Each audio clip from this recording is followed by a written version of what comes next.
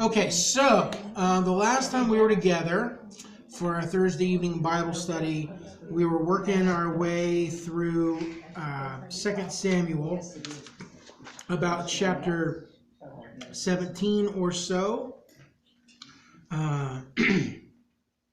We looked at some of the advice that Absalom was getting from his advisors.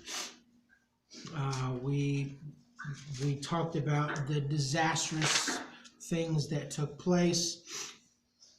And I believe that as we were coming down to the end of 17, that we kind of just stopped at what seemed like a good spot. So I believe that we're ready for 2 Samuel 18 and 19 tonight. We'll see how far we get.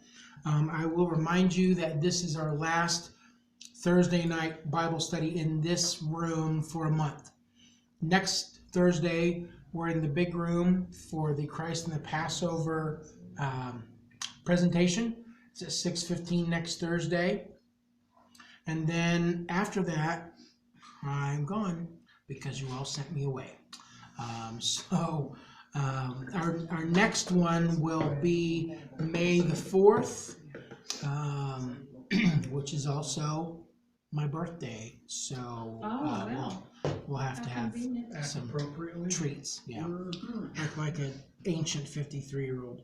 So that's kind of what the plan is. We're not going to meet during the month of April in here. We'll only have the Christ and the Passover presentation over in the big room. Okay. And if you haven't seen it ever, or if you haven't seen it in a while, this is not that same old tired DVD that we've played a handful of times. This is new. It's probably a little fresher. I'm looking forward to it. It's always a great presentation. So. Is it going to be recorded or put on the website? Well, it's already coming to us from someplace else. We certainly we'll try to make sure that there's a way that you can get a link if it's available. Yeah, because I didn't realize it was Easter.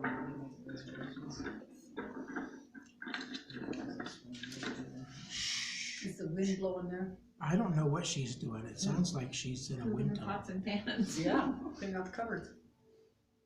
I'm not sure. Okay, so let's look at 2 Samuel 18. David mustered the men who were with him and appointed over them commanders of thousands and commanders of hundreds. David sent out his troops, a third under the command of Joab, a third under Joab's brother Abishai, son of Zeruiah, and a third under Ittai the Gittite. The king told the troops, I myself will surely march out with you. But the men said, You must not go out. If we are forced to flee, they won't care about us. Even if half of us die, they won't care. But you are worth 10,000 of us. It would be better now for you to give us support from the city. The king answered, I will do whatever seems best to you. So the king stood beside the gate while all his men marched out in units of hundreds and of thousands. The king commanded Joab, Abishai, and Ittai. Be gentle with the young man Absalom for my sake. And all the troops heard the king giving orders concerning Absalom to each of the commanders. Just go ahead and underline that. David's army marched out of the city to fight Israel, and the battle took place in the forest of Ephraim.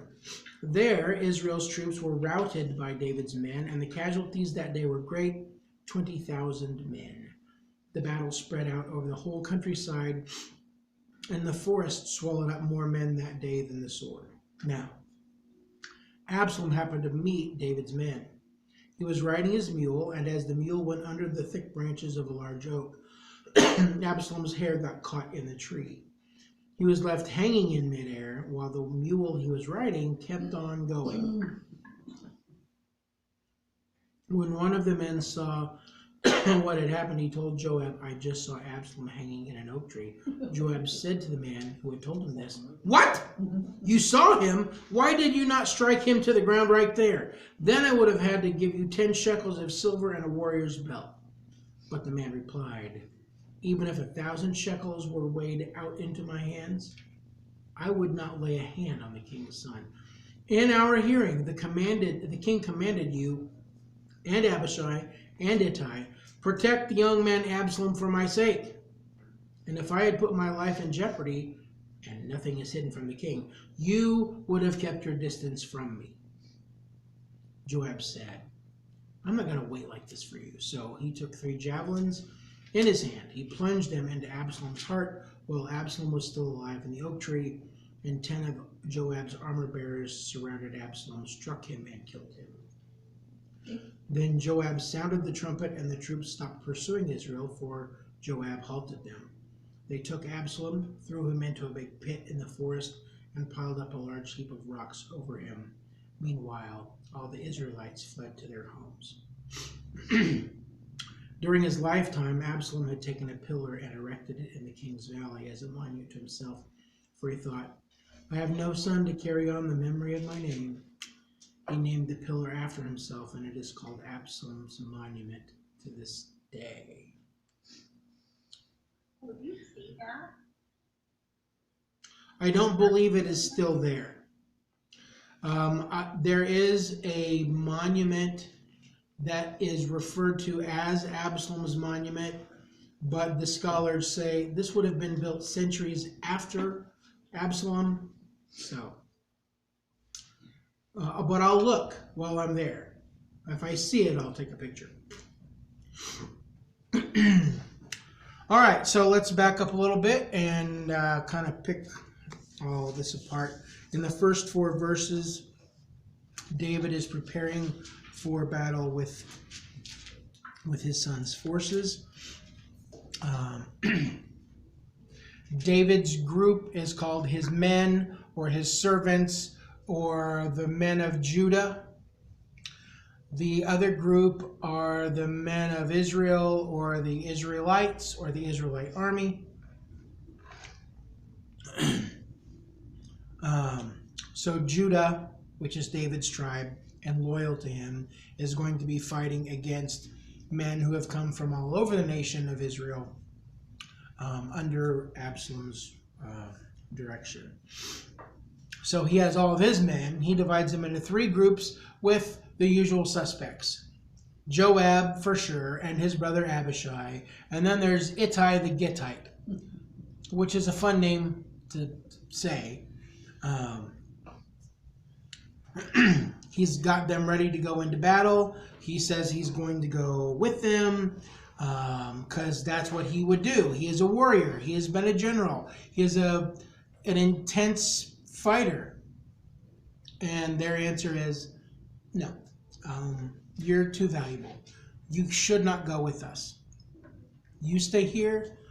You control things from the city, which is the city of Mahanaim on the Jabbok River, which is, here's the Jabbok River, and so they're somewhere north of it to do all this fighting.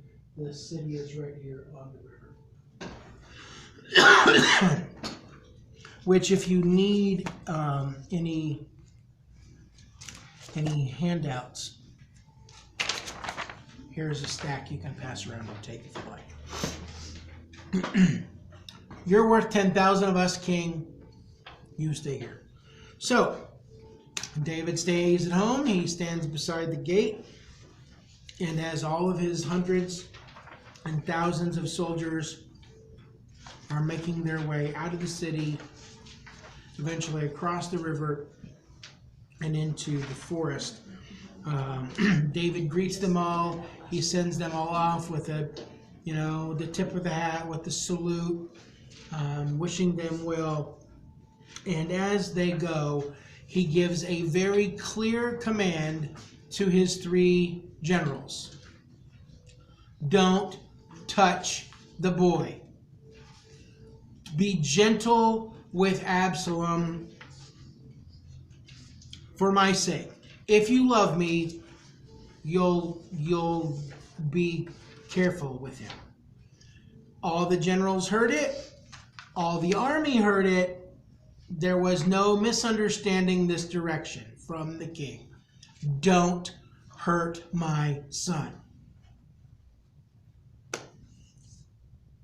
Verses 6 through 8, we get the clash, this royal civil war taking place.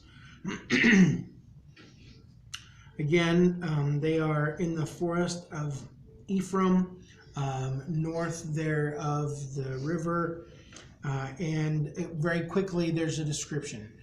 The Israelites got routed by David's men. It is absolute. It's devastating. What does your verse 8 say? Verse 8. The battle spread out over the whole countryside, and the forest swallowed up more men that day than the sword. What does that mean? Well, in looking at the original language, the verb is really consumed, devoured, or destroyed. Apparently, this is one wail of a forest, and it's tangly and harsh to get through. You sort of get maybe the idea that Absalom is not the only one who had a hard time moving through the branches. Mine says right here, it's because they dispersed and many of the men got lost in the forest. It's thick, dark, spooky. I don't think there's any living trees that are picking them up and eating them like they would in a sci-fi movie. I think the ground is swallowing them up. I think they're... Vines on the ground? Sure. Roots, branches, down trees. It's hard to imagine a forest that thick in the Holy Land, but it hasn't always been dry and barren. Okay, so the men of Israel, these soldiers, not only are being chased and wounded and killed by the men of Judah, they're also getting lost, getting turned around, getting hurt, apparently falling and dying in the woods. It's a bad day. Because it said devoured along with the sword, devoured. Yeah. At least in my version. So yeah, they're being destroyed. They fall off cliffs, or I think if you go back and look in World War I and World War II stories, even in Vietnam stories, it's not unusual for the surroundings and the terrain to be sometimes deadlier than the other soldiers. Okay. 20,000 men die. That is a big number. And it really is a tragedy that 20,000 soldiers died because of this clash between Absalom and his father. Well, because this deal was going on in the house of David, thousands of men died. People's sons, husbands, fathers. Brothers. All right. Let's see. Absalom is riding his mule. Apparently, that might not have been a great choice, trying to escape. It would seem possible, the most likely circumstances, that Absalom is not going clip, clip, clip, clip, clip, clip, clip, clip, clip through the woods. Because how does your hair get tangled in a tree if it's just flowing in the gentle breeze as you clip-clop along? In the Sayers movie, his hair is going all over the place because his mule is hauling. They're going fast. And there's jumps and there's branches, and he gets in it, and the mule keeps on trucking. Even though Absalom is no longer there, he's caught up in the branches by his head and his hair. The mule keeps going, and Absalom is there dangling, hollering, screaming for help. But he's not hanging like a noose. No, he's caught in the tree by his long, luscious locks. What I'm saying. Which is one of the reasons why I've adopted this haircut. I'm grateful for that. But he wasn't dead. That's what I'm thinking of. If they say he's hanging by his hair. He's stuck. He's kicking and screaming and twisting in the wind. He had thick, beautiful hair. Yeah, we saw that a couple or 3 chapters I've ago. heard that song. The description that his hair is glorious. And he had to have it cut once a year, and it weighed like 5 pounds or something ridiculous like that.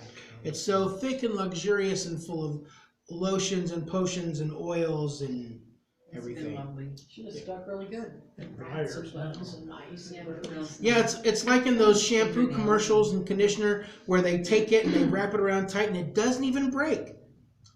Yep. Pantene Pro V, Absalom is all over it. So, but they said they saw him hanging in an oak tree. Yeah. Yeah, by his hair. So, I'm trying to figure out. He was hanging by his hair, but somebody said they saw him hanging in an oak tree. So there's two different. There's 2 armies there. But in my mind, that's 2 different things.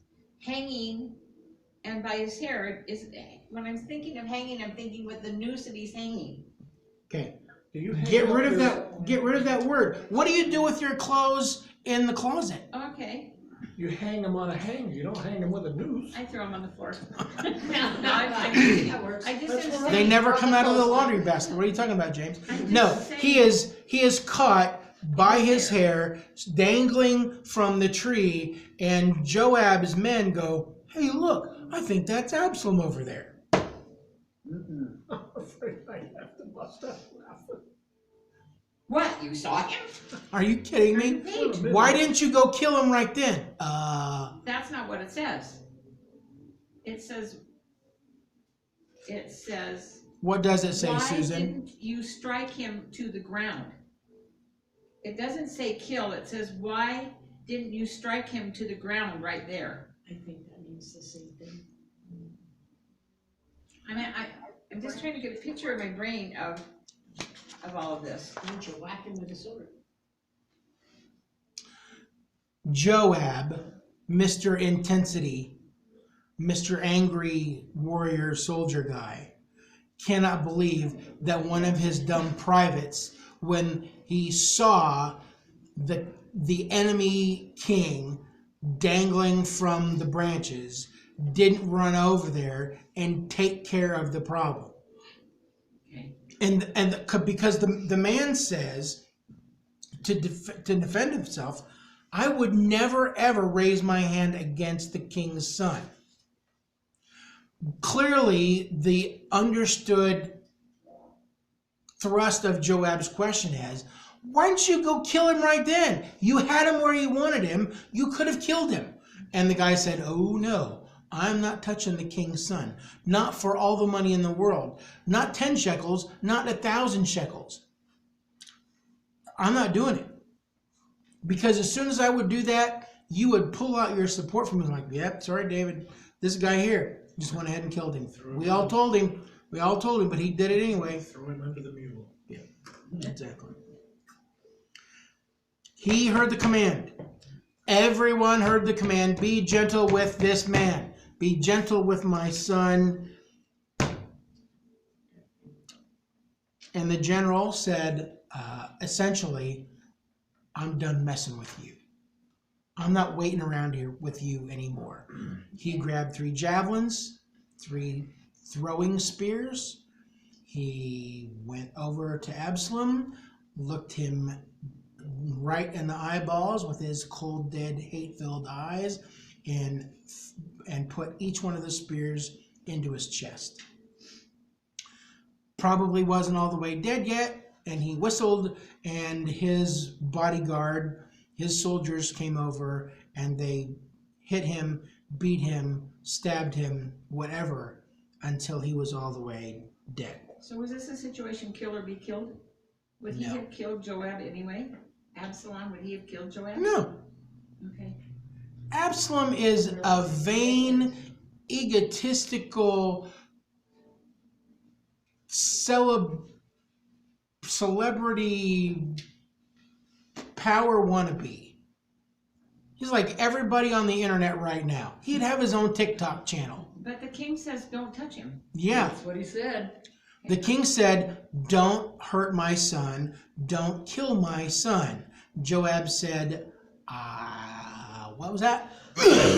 And stabs him. Okay. Joab is in no danger. He is not being threatened by Absalom at all. He is hanging like a puppet from a tree. Absalom can't do anything to him. What they should have done was cut his hair, get him out of the tree, and bring him back to his father. Yeah, that's what I was thinking. That's what he should have done. But Joab is always running his own game, and so just went ahead and fixed the glitch. Okay? And so they take him down, they find a hole in the woods, they throw Absalom in there, they chuck rocks in on top of him and bury him there in the field, and they leave. The battle is over. Everybody goes home. All the Israelites, especially, head for their various homes all around the nation. And Judah withdraws to Mahanaim with David. In relation to your trip to Israel, my below the line says, stones thrown at the grave showed how much Absalom was detested. The present day pillar of Absalom in the Kidron Valley on the east of Jerusalem is not the pillar of verse 18, though it might be on the same spot. This spot, okay, so here's Jerusalem.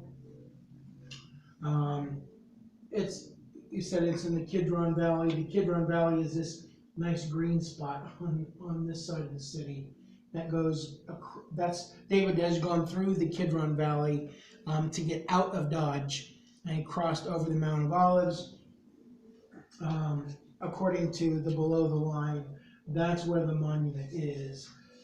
He has been made dead, and buried over here.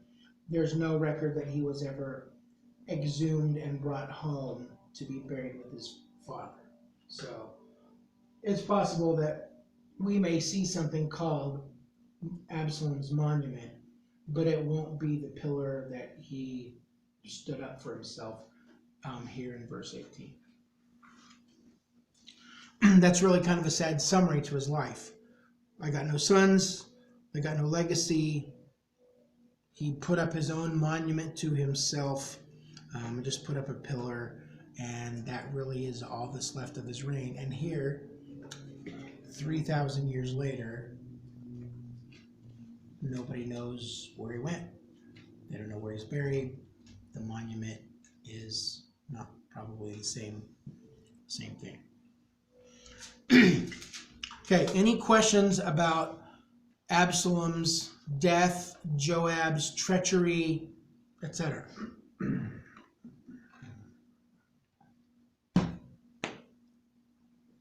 Okay, verse 19. Wait a minute, you didn't finish 18. Yeah, I did. Didn't I? We're in Yeah, verse Absalom's 19 monument, yeah. of 18, not chapter 19, just verse Oh, 19. I'm sorry, I'm good. Verse 19. I haven't been here for a couple weeks, I need to get back with this You're program. not here Verse tonight. 19. Thanks, Cody. I needed your help. Thank Verse you. 19. Now Ahimaaz, son of Zadok, said, "Let me run and take the news to the king that the Lord has vindicated him by delivering him from the hand of his enemies." Joab told him, "You are not the one to take the news today. You may take the news another time, but you must not do so today, because the king's son is dead." Then Joab said to a Cushite, "Go tell the king what you have seen." The Cushite bowed down before Joab and ran off. Verse 22, Ahimaaz, son of Zadok, again said to Joab, Come what may, please let me run behind the Cushite. But Joab replied, my son, why do you want to go? You don't have any news that will bring you a reward. It kind of tells you something about Joab's motivations there. You know, I'm only going to do something if there's benefit in it for me. Sorry, Joab, you're not my friend. Come what may, I want to run. So Joab said, fine, run. Then Ahimaaz ran by way of the plain and outran the Cushite. While David was sitting between the inner and outer gates, the watchman went up to the roof of the gateway by the wall. As he looked out, he saw a man running alone. This watchman called out to the king and reported it. The king said, if he's alone, he must have good news. And the runner came closer and closer. Then the watchman saw another runner, and he called down to the gatekeeper, look, another man running alone. The king said, he must be bringing good news too. The watchman said, it seems to me that the first one runs like Ahimaaz, son of Zadok. Oh, he's a good man, the king said. He comes with good news. Then Ahimaaz called out to the king, all is well. He bowed down before the king with his face to the ground and said, praise be to the Lord your God. He has delivered up those who lifted their hands against my lord the king. The king asked, is the young man Absalom safe? Ahimaaz answered, I saw great confusion just as Joab was about to send the king's servant and me, your servant, but I don't know what it was. The king said, stand aside and wait here. So he stepped aside and stood there. Then the Cushite arrived and said, my lord the king, hear the good news. The Lord has vindicated you today by delivering you from the hand of all who rose up against you. The king asked the Cushite, is the young man Absalom safe? The Cushite replied, may the enemies of my lord the king and all who rise up to harm you be like that young man. The king was shaken. He went up to the room over the gateway and wept. As he went, he said, oh, my son Absalom, my son Absalom, if only I had died instead of you. Oh, Absalom, my son, my son.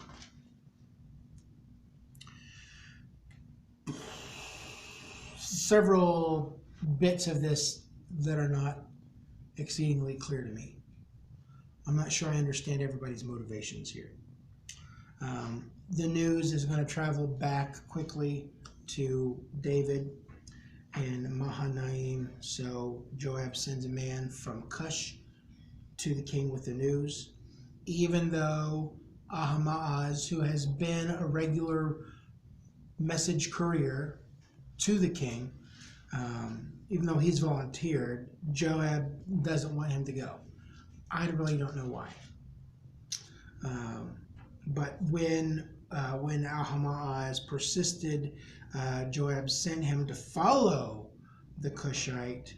I don't, like I said, I don't really get this. Why, first of all, if there is a runner who normally takes the messages back and forth to the king, why not use him?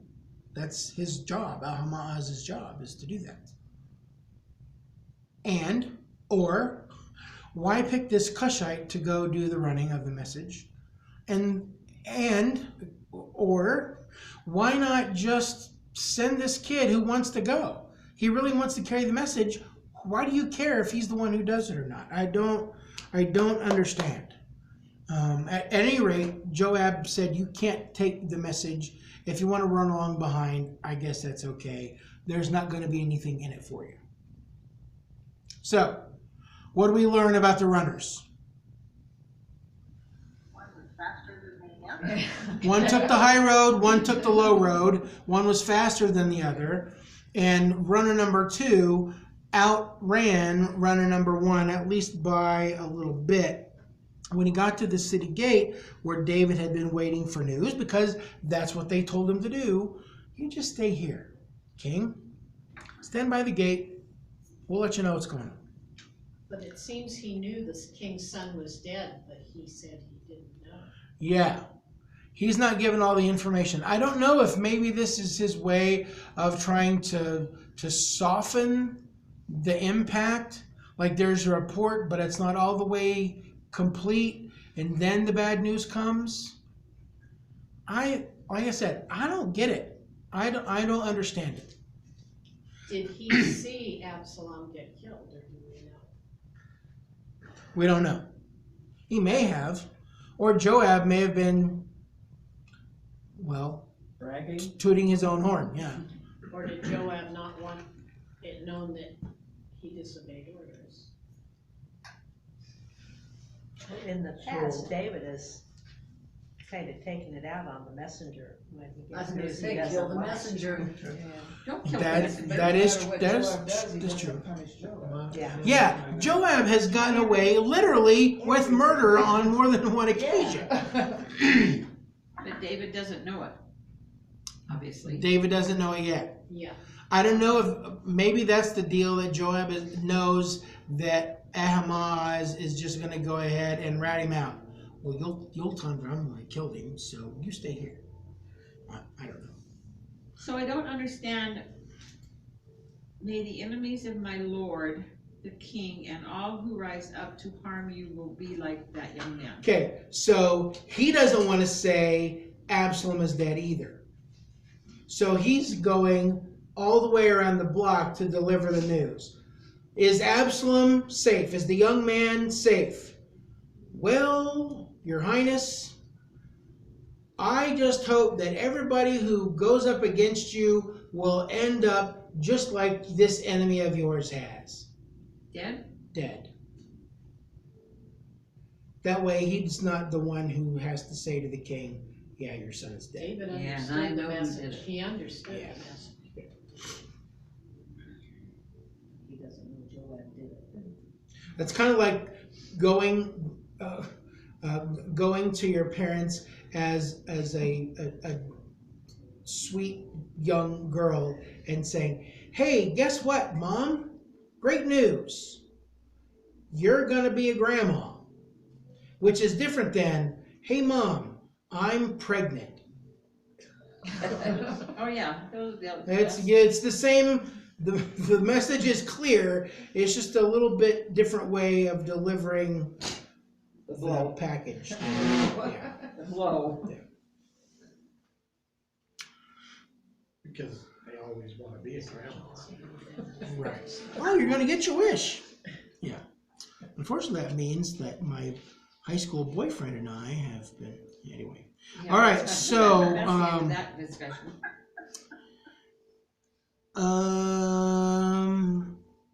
I don't know what else to say about that whole exchange. I don't know why these two runners did what they did the way they did it. It seems like it's a lot of work or not. I just don't understand it. But the upshot of it is, David understands that Absalom has been killed. He doesn't know who did it.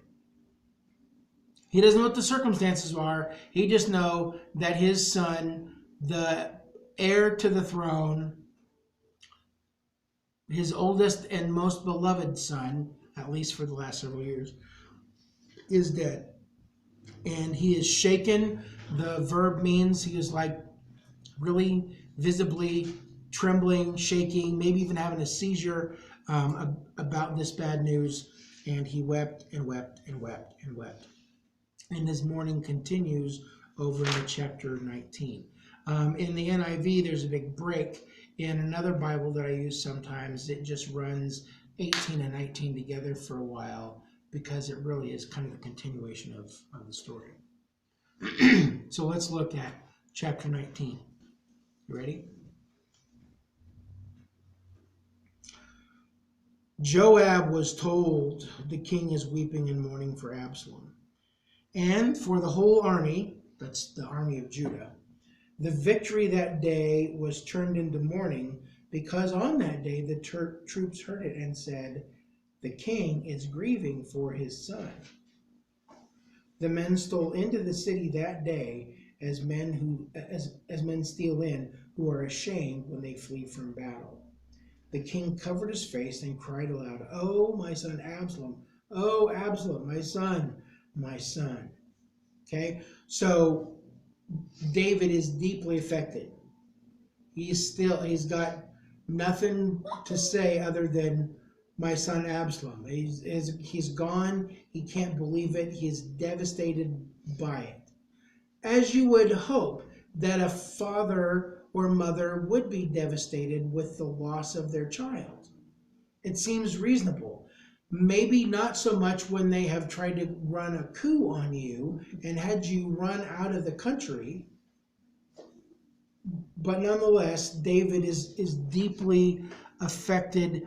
And so this great victory that the men of Judah have earned in the forest over the enemy, their fellow countrymen, they should have been able to go hooping and hollering and shooting off fireworks and ticker-tape parades all the way home. But instead, when they heard that the king is weeping for his son,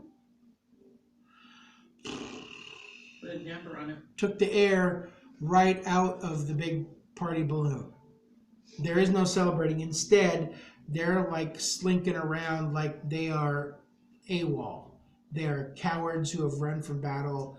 They are deeply affected and ashamed by what has taken place. Except for Joab. Except for Joab. General Joab. Joab went into the house, verse 5, to the king and said, "Today you have humiliated all your men, who have just saved your life and the lives of your sons and daughters, and the lives of your wives and concubines.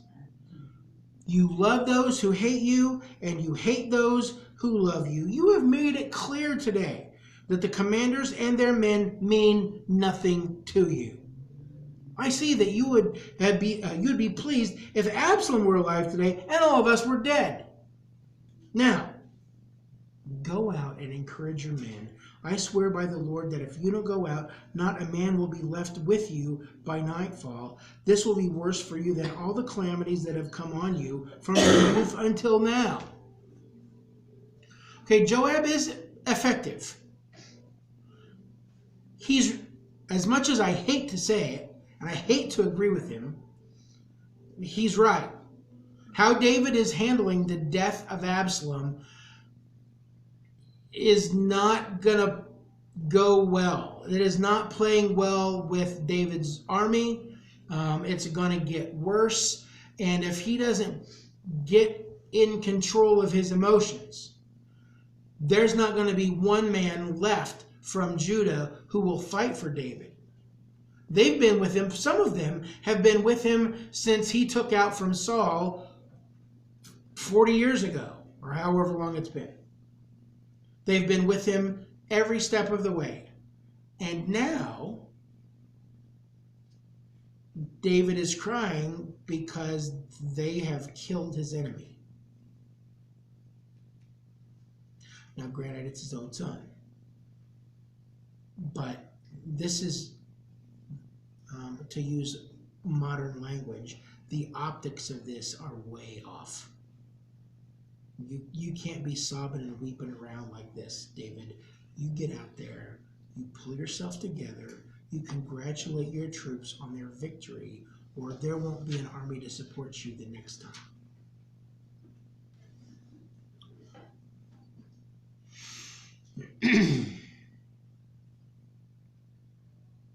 I have written down here, stop sitting in here mourning the death of your rebellious, opportunistic, traitorous son, and go encourage your men.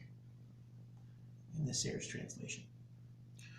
Because that's clearly what Joab is going for.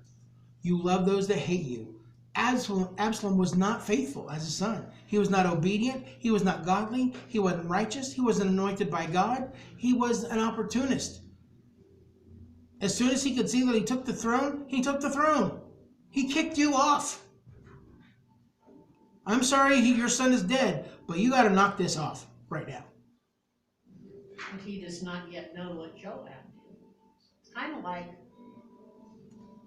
Joab's kind of... He's a piece of work. He what? Joab is a piece of work. He's probably got PTSD. With Joab knowing what he's done, I can't imagine him standing up in front of the king and saying, "You hate the ones you love and you love the ones you hate." I mean, that took... Yeah. Well, Joab clearly hates those who hate David. At least he's got it figured out. He shouldn't have. He shouldn't have acted upon it. He should have followed his uncle and his king's orders. But at least he knows about loving those who love you and hating those who hate you. Which by the time we get to the New Testament, you'd love everybody, no matter what. All right, how are we doing on time here? King sitting in the gateway, verse 9. Yeah. Throughout the tribes of Israel, that's all over the nation from top to bottom, all the people were arguing among themselves, saying, "The king delivered us from the hand of our enemies. He is the one who rescued us from the hand of the Philistines. But now he has fled the country to escape from Absalom. And Absalom, whom we anointed to rule over us, has died in battle. So why do you say nothing about bringing the king back?" Okay, just to make sure you understand what's going on here. So with all this stuff that's been going on, David, who is the warrior king, the killer of giants, the rescuer from the Philistines, the liberator of God's people, this amazing general and king, he's their superhero. He's their Norman Schwarzkopf. He's their Eisenhower. He can do no wrong. But they also say, but he took off to get away from Absalom. And now Absalom is dead, so the warrior is out in the woods. Why are you tribal leaders, national leaders, the heads of each of these tribes, why are you not calling for him to come back to Jerusalem to reign over us? The people want a king. They love David. They've always loved David. They also loved Absalom, but he's gone. So, hey, get us a king back on the throne. What's going to happen otherwise? Verse 11. King David sent this message to Zadok and Abiathar, the priests. "Ask the elders of Judah, why should you be the last to bring the king back to his palace, since what is being said throughout Israel has reached the king in his quarters? You, Judah, are my relatives, my own flesh and blood, so why should you be the last to bring back the king? And say to Amasa, are you not my own flesh and blood? May God deal with me, be it ever so severely, if you are not the commander of my army for life in place of Joab." Okay?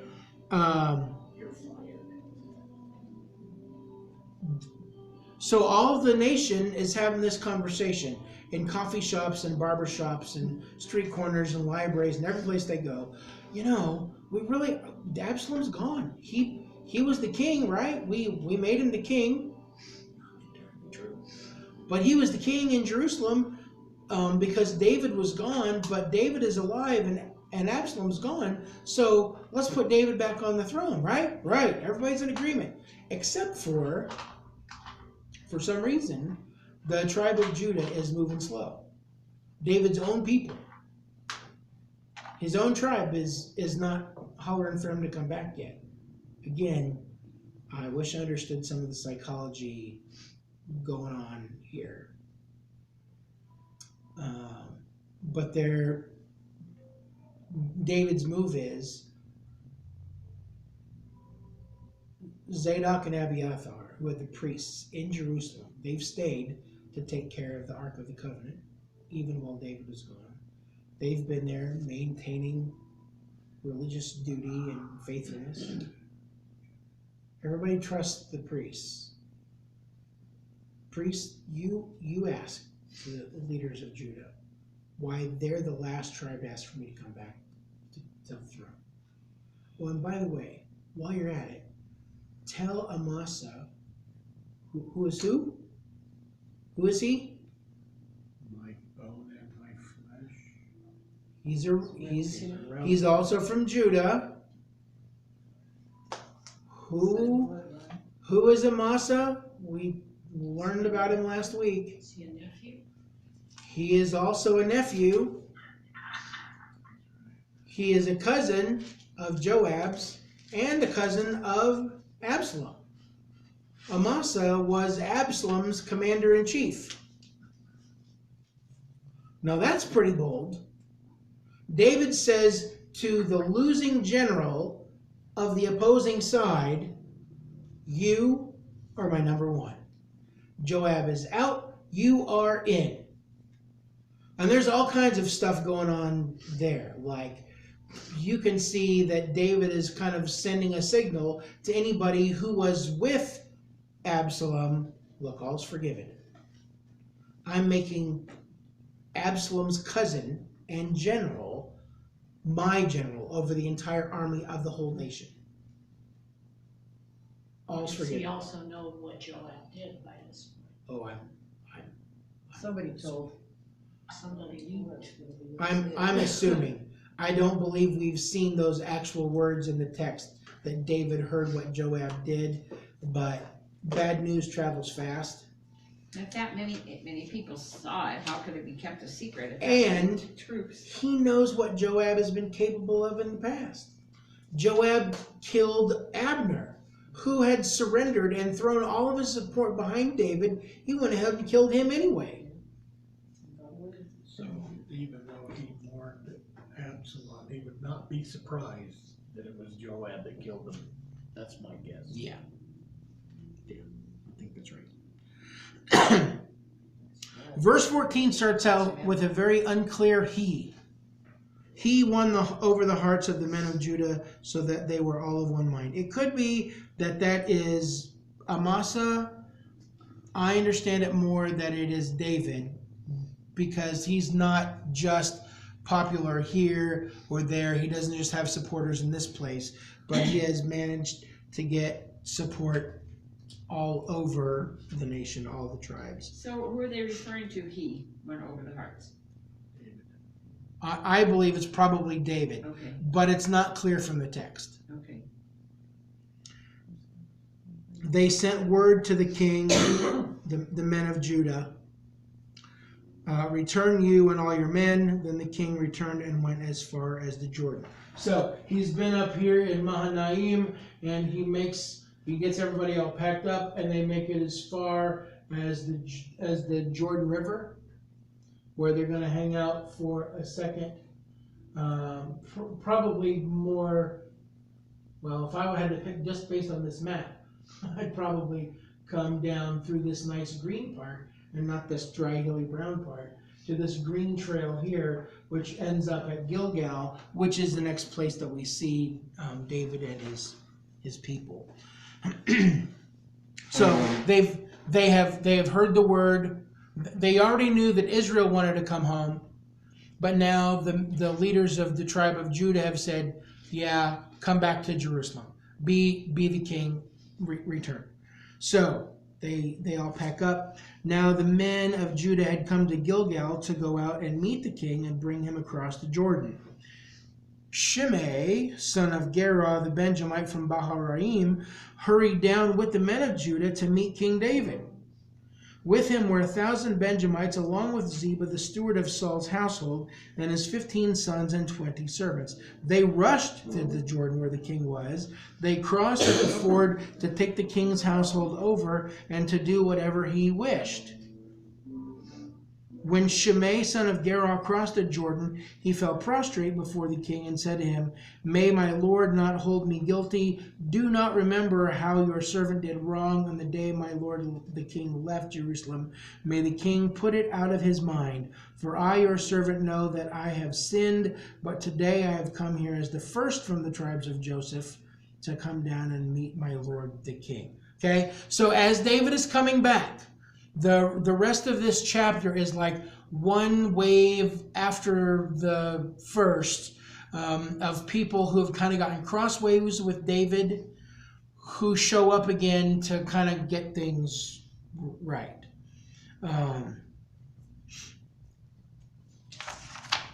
Who's Shimei? Is he the one that was out chucking rocks at him? Exactly.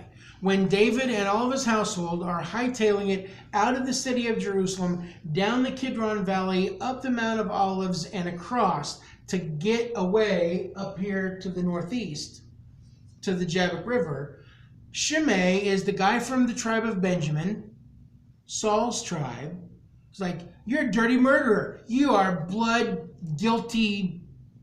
You're a bad person. You don't deserve to be king. Get out of here. Chucking rocks, throwing dirt clods, insults. Get out, get out, get out. So what we see here is that the first person in the country to run back to the king is Shimei. There are people who are coming. They're all coming down from wherever they may be. They're all coming down to Gilgal here, to the Jordan River, to welcome the king across and to enter the city with him eventually. But Shimei is the leader of the band.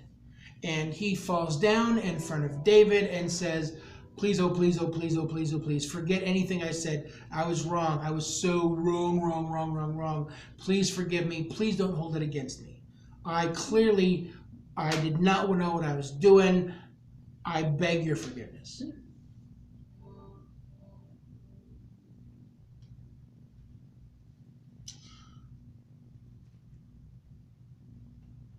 And we kind of will see that, again, there's maybe a little difference of approach, difference of perspective in handling stuff like this.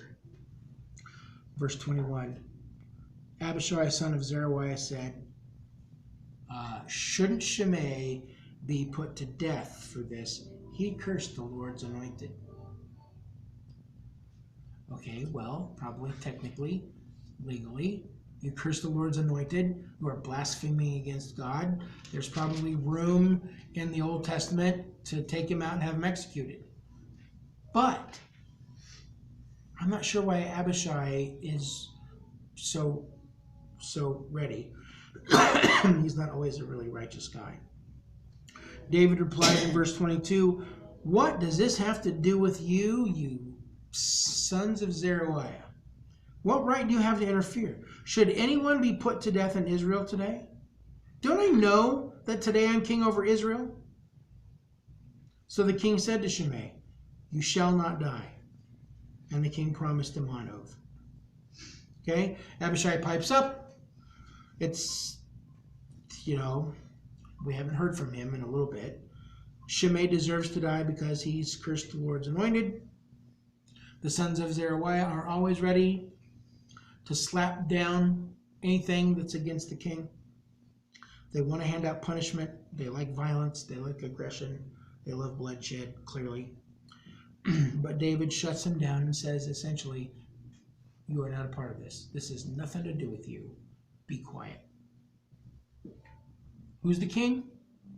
Right, I am. Don't I know that I'm the king today in Israel? And not just over this little spot or this little spot. He looks across the river and he sees apparently hundreds of people, thousands of people. Maybe they've come with their tribal banners from all their regions, but there are crowds of people who have come down to the Jordan River to watch David and his household move back west across the Jordan River so they can make the long, slow climb up to Jerusalem where he can be the king. Don't you know I'm the king? Israel knows I'm the king. Apparently, Abishai, you've forgotten. If I want to kill him, I'll kill him. If I want to pardon him, I'll pardon him. Watch this. You're forgiven, you won't die. So there. Okay? So Shimei, an incredibly vocal opponent of the king, has been pardoned. Verse 24. Unless you have anything to say about that. You good? Verse 24. Then the next person comes before David. It's Mephibosheth, Saul's grandson, also went down to meet the king. He had not taken care of his feet, or trimmed his mustache, or washed his clothes from the day the king left until the day he returned safely. When he came from Jerusalem to meet the king asked him, "Why didn't you go with me, Mephibosheth?" He said, "My lord the king, since I, your servant, am lame," I said, "I will have my donkey saddled, and I will ride on it so I can go with the king. But Ziba, my servant, betrayed me, and he has slandered your servant to my lord the king. My lord the king is like an angel of God, so do whatever you wish. All my grandfather's descendants deserve nothing but death from my lord the king, but you gave your servant a place among those who eat at your table. So what right do I have to make any more appeals to the king?" The king said to him, "Why say more? I order you and Ziba to divide the land." Mephibosheth said to the king, "Let him take everything now that my lord the king has returned home safely." Okay, so we've gotten rid of one layer of tension. Shimei and anybody who may have been with him, all the Benjamite people, all's forgiven. Mephibosheth comes. And what we see is that the entire time that David has been gone, Mephibosheth has been in mourning. He hasn't had a bath, he hasn't washed his hair, he hasn't trimmed his toenails, he hasn't shaved, he hasn't changed anything. He has barely kept himself alive because he is so sad that David is gone, which seems reasonable because David invited him to live in his home and to eat at the king's table every day. He is like a surrogate father. He has taken very good care of Mephibosheth.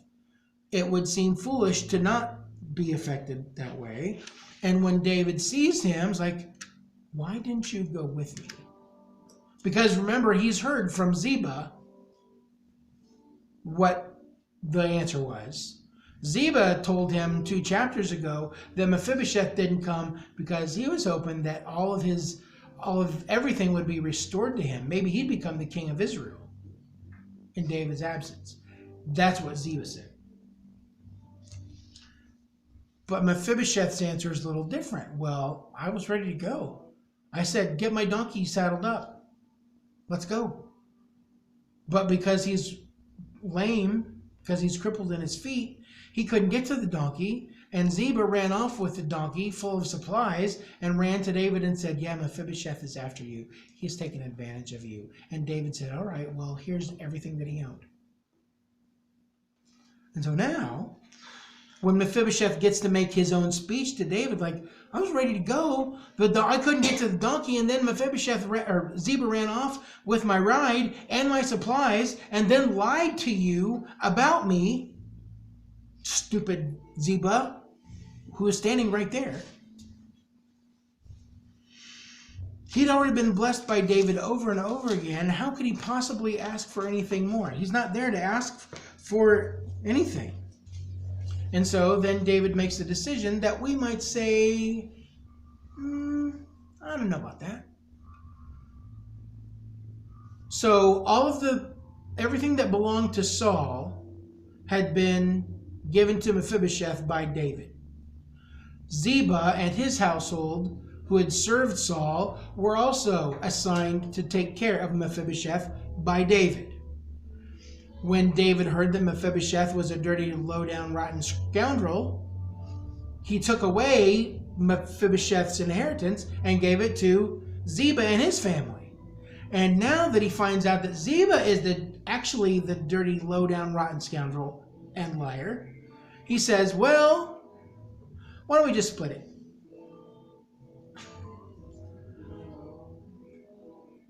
That would not go over well in my house. AJ takes all of Cole's stuff, and I end up just saying, "Well, Cole, it's not that big of a deal. Why don't you just divide it?" Oh, yeah, we'll go with that. Yeah. Again, I think there's clearly some stuff here that maybe is missing from us. It doesn't seem right. Maybe it's because David doesn't know who he should believe. Well, I've heard 2 very believable stories from 2 very different points of view. He says this, he says that. I don't know who's telling the truth. Maybe this is one of those wisdom things like Solomon. Well, I'm not sure who the mother is. I'm just going to split it. Oh, no. Maybe he wants to believe in both. Maybe he doesn't want to believe anybody. Maybe he realizes that in Ziba's treachery and lack of the truth, that David and his household have actually kind of benefited. And he wants to reward Ziba's loyalty to the king. Like I said, all we can do is kind of like is speculate about all this. It doesn't really make a ton of sense. It would not be listed as one of the most righteous and fair decisions in the history of humanity. Anyway, Mephibosheth ends up with half. Ziba ends up with half, even though Mephibosheth says, I actually don't really need anything. He can have it all if you want to give it to him. I'm just glad you're back. That's a very noble thing to say. Where's Joab in all this? Licking his wounds someplace, I'm sure. We have a couple more people. Oh, wow, this just goes on and on and on, doesn't it? I really want to finish this chapter. Okay. Much more to go. What's that, Joanne? You don't have much more to go. Well, unless I'm scrolling through it, and then it looks like a long way. Okay, so I'm going to leave the text for you to read on your own later, but let's talk about it. In the next section, which is 31 to 39, the next person to come up to King David is a man named Barzillai the Gileadite. He has been up in Rogelim, up here. He was one of the guys from the very far north who, with other allies of David, have been supplying David and protecting David over the last however long he's been in Mahanaim. He is a very wealthy man. He's 80 years old, which is exceedingly ancient for that time.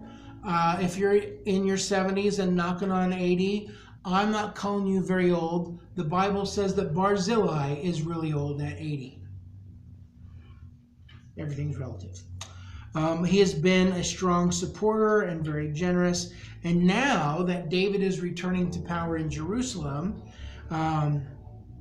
David wants to return Barzillai's kindness with some kindness too. Blessing for blessing. You were so good to me, now I'm going to be good to you. I want you and your family to come to Jerusalem with me. I will provide for you for the rest of your life. And Barzillai says, King, I'm so old. I'm really old. I can't even tell what is good anymore. I can't hear anything. I can't hear the singers. I can't really see very well to make decisions. I don't know. He says, I don't know what's good and what's not good. It's not a moral thing. It's like, I don't know if this is a good pie or if that's a good pie. I can't tell the difference anymore. And if I tasted it, I might not know. Essentially, I'm so old, why even bother to uproot me? That's a very gracious offer, King. I'll just go home and die in, whenever it happens. But if you really want to bless me and my family, I'm going to send with you a part of his house. This man who might be Barzillai's son, his name is Kimham. He will go with David and stay with David forever. Thanks for the offer. It's not going to do me much good because I got one foot in the grave, but I'd be happy if you take Kimham with you. So you've seen Shimei, who was definitely an opposition. You've got Mephibosheth, who we weren't really sure where he was, but he says he loves the king, but just was miscommunicated. Then you've got Barzillai, who has been a staunch supporter of the king. And in the last handful of verses, there's one more group that comes back.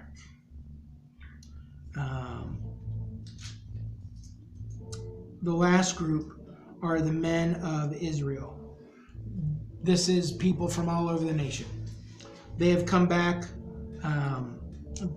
Clearly earlier they fled. They ran back to their homes. Now that David is ready to cross the Jordan and go back to Jerusalem, they have come down to say, we're with you. But the men of Israel and the men of Judah get into a little bit of a contest here. The men of Israel say, we love the king. We want him to go to Jerusalem. The men of Judah say, he's one of us. He's our people. We want him to go because we love him more. We love him more. No, you don't. He's one of us. We love him more. Okay? Fine. You're one tribe. There's 10 of us. There's more of us than there are of you. We love him more. End of discussion.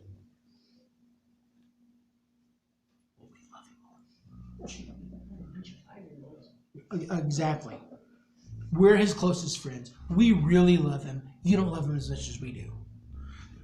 And so the chapter kind of fizzles out like that. The conversation seems kind of petty and childish. Why are you fighting like this? You're grown men. Yeah, David's from Judah, but he's the king of all of Israel. There's a little bit to me when I read through this earlier today. It kind of feels like the end of the musical, where everything is kind of coming to a head and everybody who's had a big part in the musical comes out and they do their little deal and then they move over and the next part comes in. They read, there's this reprise of everything. That's what this feels like to me. You see the men of Israel and the men of Judah, and you see Mephibosheth, and you see Shimei, and you see Ziba. You see all these people coming back for their last bow before the curtain call.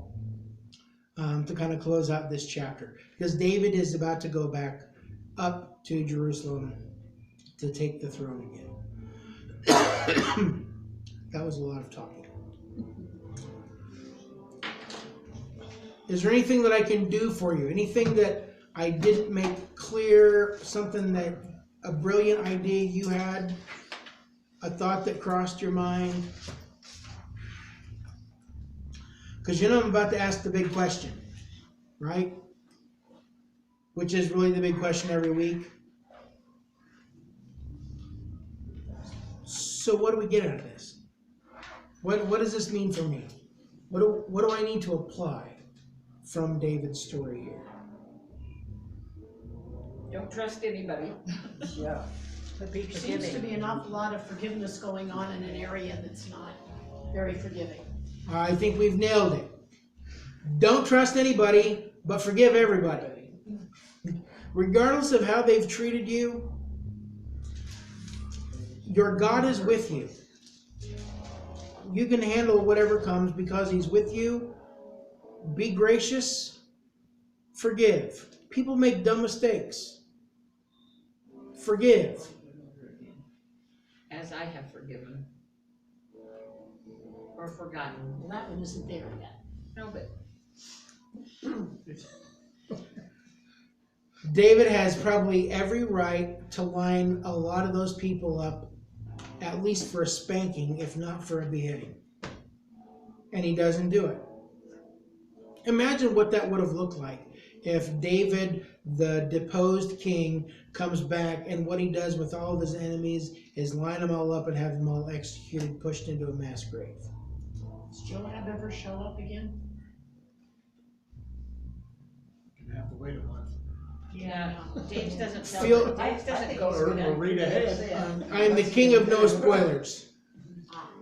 It just seems kind of ironic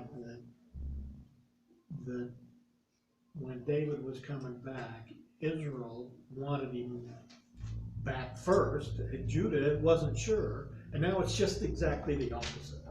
No, we always want him to be the king. You guys suck. Yeah. You been on our playground? It is with kids. Yeah. Bro, you're so extra. You're so salty. Dude. You stop and think about a lot of this stuff, most of it is pretty petty. It just gets blown out of. It's a good thing the media wasn't around. Been Well, I different. don't know, those two runners. Yeah. Bad I got- news travels I at got the scoop. at the speed of people. And that could have been across the parking lot that they were running. It had to be a minute. Kind of reminds me, Ron White has this line in one of his bits about traveling at twice the speed of smell. I just think about these sweaty Israelite boys running across the wilderness to try to get to David. And how long did it take them? How long could it, How many miles? how long are you thinking it might have taken them? Days, weeks? Not as long as it would have taken me. But they didn't have a Is there car. a scale? They didn't have your cute little Dodge. Here's my scale. Oh, it's exactly one finger here. That's 30 miles. So it's more than 30 miles from Jerusalem to the Jabbok River. Can you run 30 miles an hour all day long? I can't walk. Can you run 30 miles a day? Well, All there's day? 27 miles in a marathon, and they cover that in how many hours? No. No. Especially professional. Okay, Joanne, I couldn't find my plug-in, so I'm going to lose you. We'll see you tomorrow. All right. Goodbye, dear. I was gonna see what's tomorrow. Friday. Yeah. I know that now, but I won't know it tomorrow. I don't know how long it took them to run. It would have been, I don't know. A week or more. But see, they're not running from there, James. You're a genius. These runners, Ahamahas, are clearly, well, they've made this trek more than once. The idea is that Ahamahas is at the battle in the forest, and he's just got to run back across the river to the city to find the king. Now, he has traveled from Jerusalem to get there and is carrying messages back and forth. I'm sure he knows this track by heart in the dark, but this is probably only a, Yeah, right, the king isn't injured. that might be an 8 or 10 mile run, so he could do that easily in a couple hours. Because I did 13 miles in 4 hours, so guys in good shape could clearly do it way faster than that. Especially if they've been doing it, and Yeah. that's their job. They're not putting linemen up for this job. It's those little scrawny dudes with the rubber band legs. All right. Wow, that thing is still on. We should turn that off now. Hey, it's great to see you in a month. Bye.